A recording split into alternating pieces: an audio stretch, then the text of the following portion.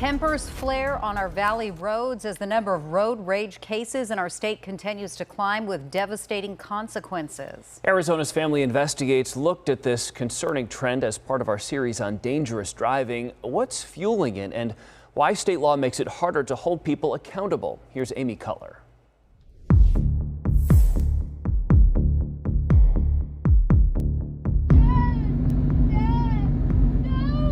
The cell phone video is hard to watch. Stephen Bevan's young son holding the phone, recording. You see Stephen abruptly stop the car, get out, and yell. What? Seconds later, you see a truck door swing open and hear the gunshot. Stephen manages to walk back to his car, collapsing right next to the passenger window, in full view of his two sons who are in the back seat. Dad!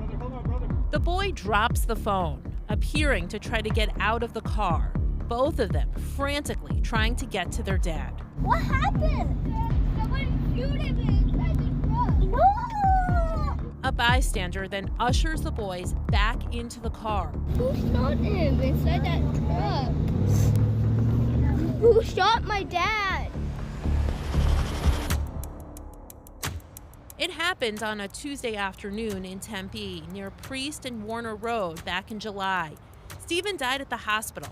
Police say the other driver also had his young daughter in the truck. I honestly couldn't believe it. Annabelle Bevan is Stephen's mother. How can someone, get shot over a road rage incident? I just couldn't understand how that had happened. It's a good question, one we wanted to investigate. We start the news at 5 with breaking news in Phoenix, where a possible road rage shooting has sent multiple people to the hospital. Witnesses said it looked like a case of road rage. We've got new details tonight on a deadly road rage shooting. Another suspected road rage shooting is under investigation right now in the valley.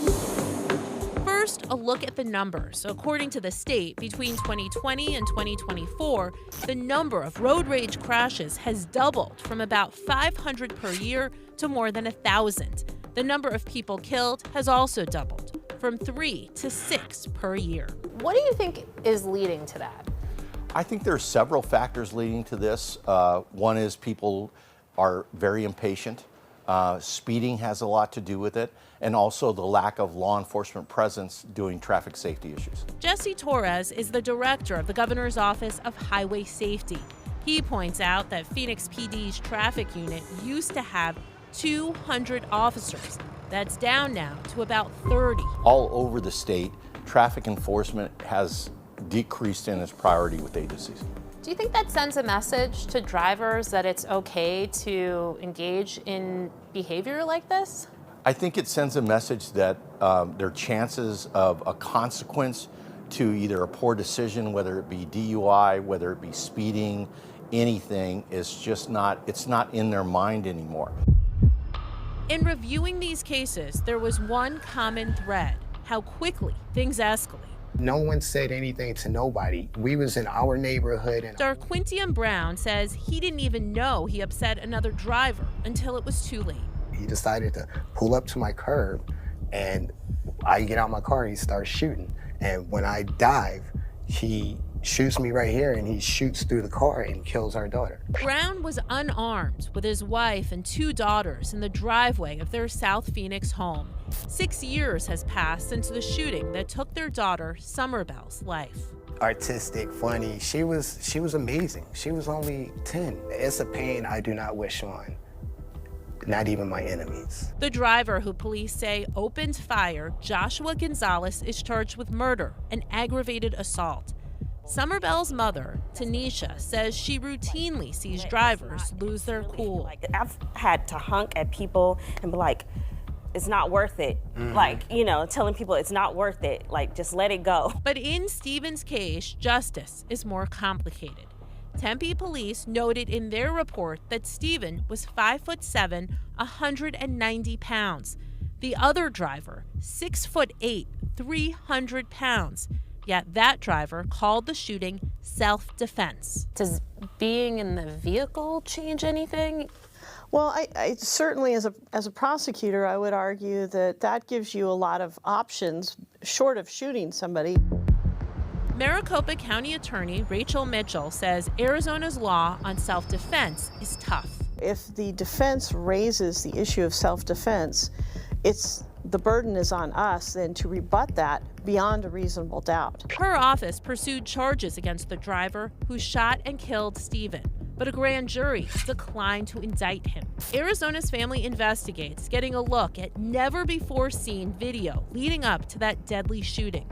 A camera on a Valley Metro bus showing Stephen's car swerve out of the lane, only to later cut off the other driver. I think those videos may have had an impact because they showed just how the shooting victim was engaging. Do you think that sends the message that, these cases aren't worth pursuing?